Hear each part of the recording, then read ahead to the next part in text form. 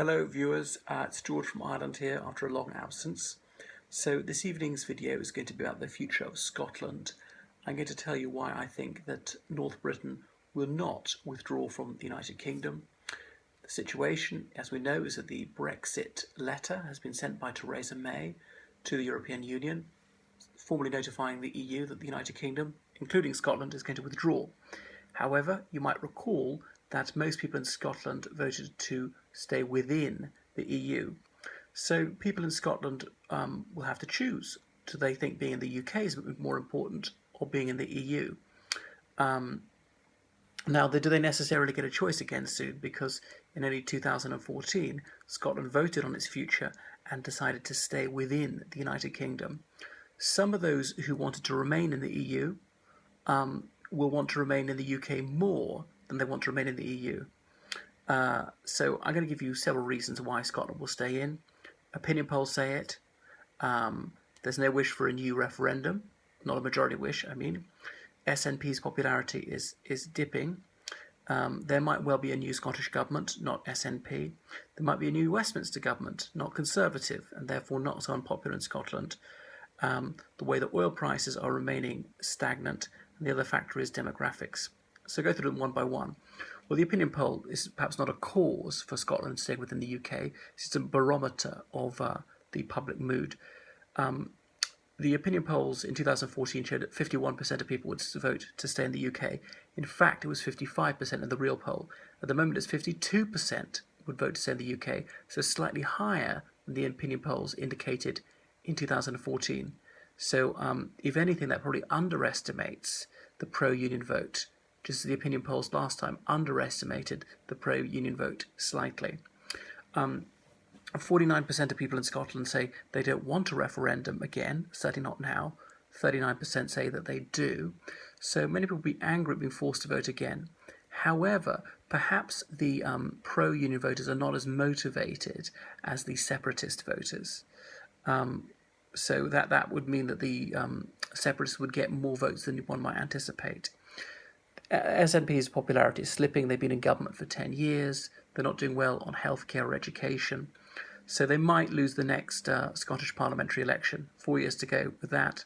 Nicola Sturgeon's personal standing will probably slip as well. Obviously, we can't be sure of this. They could be re-elected. Voting SNP and voting to leave the UK are not exactly the same thing.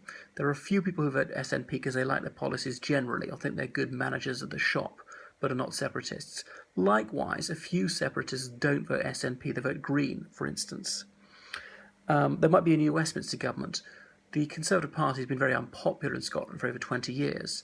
It's come up a little bit in recent years, got about 20% of the vote. But the SNP like to associate the union with the Tories. Tories may not be there in a while. If there's a Labour government, that'll make remaining in the UK more acceptable to many Scots people. Oil prices are low and don't look like they're going to come up anytime soon, partly because of tar sands, shale oil, new oil reserves being found, we're moving to green energy. So much of the SNP's economic plan was predicated on high oil prices. Had Scotland left the UK 3 years ago, Scotland would now be bankrupt. It's got a very generous system of old age care, of student funding and so on, and that's only affordable because of the large subvention that Scotland receives from the rest of the UK. And also demographics is a greying population. The population is naturally declining, so they would not be able to afford the pension system. The UK as a whole is greying, but particularly Scotland. Now, Scotland needs immigration more than the rest of the UK. Because immigration was not such a bugbear there, that's one of the reasons why the EU is not as unpopular in Scotland as it is in the other countries of the United Kingdom. So those are the reasons why I think Scotland will stay in the UK. Of course, I could be wrong. I wish Scotland to stay in the United Kingdom, but I'm wise enough and objective enough to recognise there's some evidence that militates in the opposite direction and hints that Caledonia will leave the UK. For example, the very elderly people are very pro-union. That generation is dying off. People in their 30s and 40s tend to be very nationalist. Obviously, they're more numerous. The very young, people just reaching voting age, are slightly more pro-separation than pro-union. But as there's so many of them, that's a boost to the separatists. How sure am I that Scotland's going to stay in the UK? I would say 70% sure, but for how long? I mean, it would be a fool's errand to forecast too far into the future. I say it would be in the UK in 20 years' time, 50 years' time. It would just be rash to guess. So the Westminster government has said no new vote on the UK in the short term for Scotland. Let's do Brexit. Let's complete that. Much depends on what is thrashed out in Brexit negotiations. How well does Theresa May parley? What sort of deal is reached? Does the UK economy as a whole decline? Is it boosted? Does it remain as it is?